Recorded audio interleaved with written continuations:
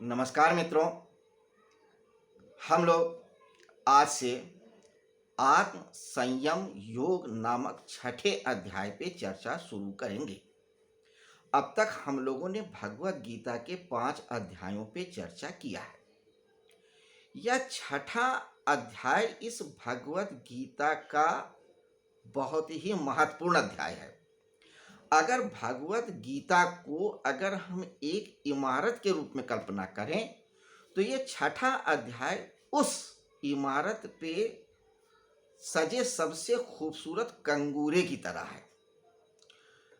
ये अध्याय इस भगवत रूपी बिल्डिंग का इमारत का सबसे खूबसूरत अध्याय है।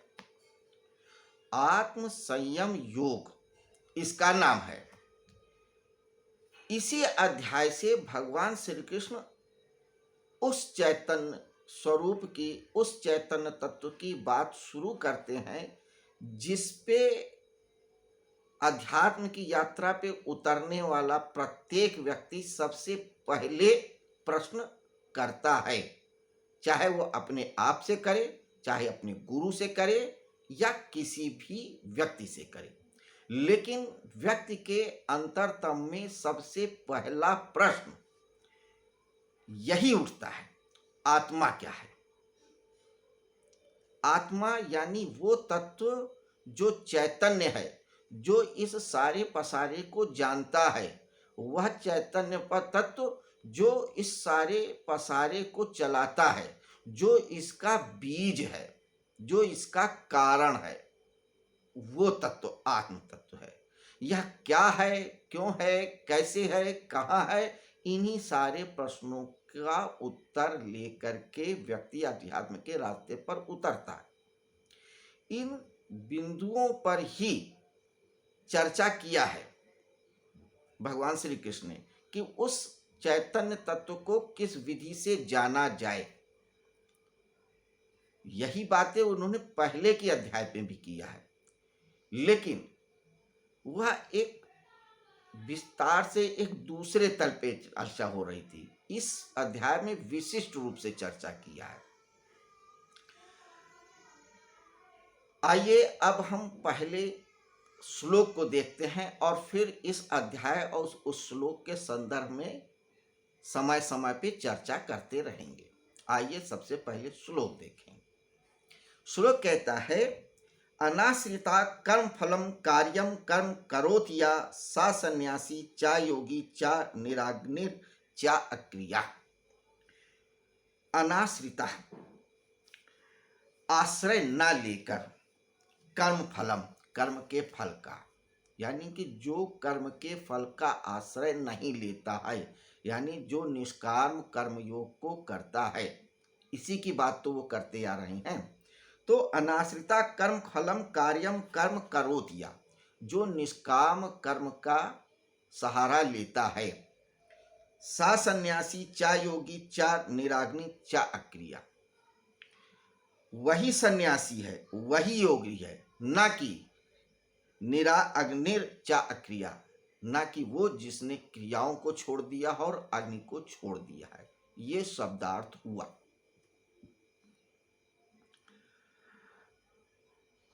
अब आइए इसके विशिष्ट अर्थों पे।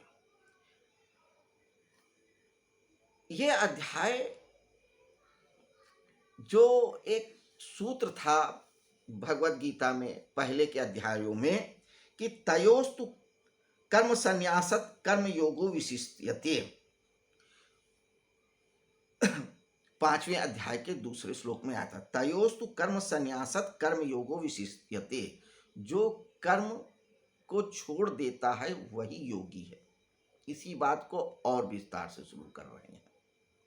इसके अलावा यह अध्याय और यह श्लोक हमारे भगवत गीता के दूसरे अध्याय के 45वें श्लोक की भी बात करता है, जिसमें भगवान श्री कृष्ण कहते हैं, निस्त्रैगुण्यो भवार्जुन, तीनों गुणों से मुक्त हो जा। निस्त्रैगुण्यो भवार्जुन, या 3 गुण कौन से? सत्य रज तम, तो ही योग में स्थित होगा। तो जो निस्त्रैगुण्यो भवार्जुन तीनों गुणों से निवृत्त होने की बात कर रहे हैं, या जो वो कहते हैं समत्वम योग उच्यते, जो समता में स्थित है वही योगी है, या जिसने कर्मों के फल को छोड़ दिया है वही योगी है। इसी बात की स्थापना फिर कर रहे हैं, बार बार कर रहे हैं। एक्चुअली उन्होंने ज्ञान सारा पहले का दे दिया है, पहले ही भाव अध्यायों में दे दिया है, लेकिन उसी को दूसरे दूसरे तरीके से स्थापित कर रहे हैं, समझाने की कोशिश कर रहे हैं। यहाँ पर पे फिर कर रहे हैं, फिर समझा रहे हैं। वजह क्या है? क्यों? क्योंकि उनको अर्जुन को कर्म के मार्ग में लाना है। एक्चुअली हुआ क्या कि समाज या व्यक्ति कई बार क्या होता है कि अध्यात्म के रास्ते पर जाता है तो उसको ये सोचता है कि जब हम कर्म करना छोड़ देंगे तो ही परम तत्व को प्राप्त कर पाएंगे। यानी कि कर्मों को छोड़ने को ही व्यक्ति संन्यास समझ लेता है या योग का असली मार्ग समझ लेता है, जबकि ऐसा नहीं होता है। क्योंकि कृष्ण कहते हैं कि कर्म तुम छोड़ के जाओगे कहाँ? जहां जाओगे वहां एक नया कर्म शुरू कर दोगे, किसी और प्रकार का शुरू कर दोगे। समाज में रहोगे तो घर बनाओगे, समाज बनाओगे, प्रतिष्ठा बनाओगे, धन बनाओगे, और जंगल में चले जाओगे तो भी वहां पर घर नहीं बनाओगे, कुटिया बनाओगे। परिवार नहीं बढ़ाओगे, शिष्य बढ़ाओगे। सम्मान नहीं बढ़ाओगे तो ज्ञान बढ़ाओगे, जानकारियां बढ़ाओगे, सिद्धियां बढ़ाओगे, लेकिन करोगे ना कुछ। वो भी तो कर्म ही है ना। उन कर्मों से आत्मज्ञान का कोई संबंध नहीं है। तो कर्म को छोड़ देने से अध्यात्म का कोई मतलब ही नहीं है। कर्म तो करना जरूरी भी है और मजबूरी है, क्योंकि कर्म तो करवा ही लेगी प्रकृति, क्योंकि प्रकृति स्वयं कर्म कर रही है, कभी स्थिर रहती ही नहीं है। आज इस रूप में है तो कल उस रूप में है, और आप प्रकृति के हिस्से हो तो कर्म तो करना ही पड़ेगा। तो ये जो मिसकंसेप्शन रहा है मनुष्य समुदाय का हमेशा से, कि कर्मों को अगर हम छोड़ देंगे तो हम संन्यास को उपलब्ध हो जाएंगे, योग को उपलब्ध हो जाएंगे, इसी को नकार रहे हैं भगवान श्री कृष्ण कि सा सन्यासी चा योगी चा निराग्नि चा क्रिया, कि जिसने कर्मों को और अग्नि को छोड़ दिया है वो सन्यासी नहीं है, बल्कि जिसने कर्मों को करते हुए उसके फल को छोड़ दिया है वो सन्यासी है। अनाश्रिता कर्म फलम, जिसने कर्मों के फल को छोड़ दिया है। इसीलिए वो कह रहे हैं कि कर्मण्येवाधिकारस्ते मां फलेषु कदाचन, कि तू कर्मों को छोड़, कर्म तो करना ही पड़ेगा। यही वो बार बार समझा रहे हैं। अग्नि, अग्नि की बात क्यों कही? इसको शाब्दिक और आध्यात्मिक दोनों अर्थों में समझे। एक्चुअली ये अग्नि को छोड़ने का तात्पर्य यहाँ पे है हवन को करना। हम जो हवन वगैरह करते हैं अग्नि के चारों तरफ, क्योंकि पुराने ज़माने में या अभी भी जब हम लोग कोई पूजा पाठ करते हैं तो हवन करते हैं, अग्नि प्रज्वलित करते हैं। हर धर्म, हर समुदाय में कहीं ना कहीं अग्नि का समावेश जरूर है। तो कहते हैं जो अग्नि को छोड़ देता है, यानी कि जो तप, अग्नि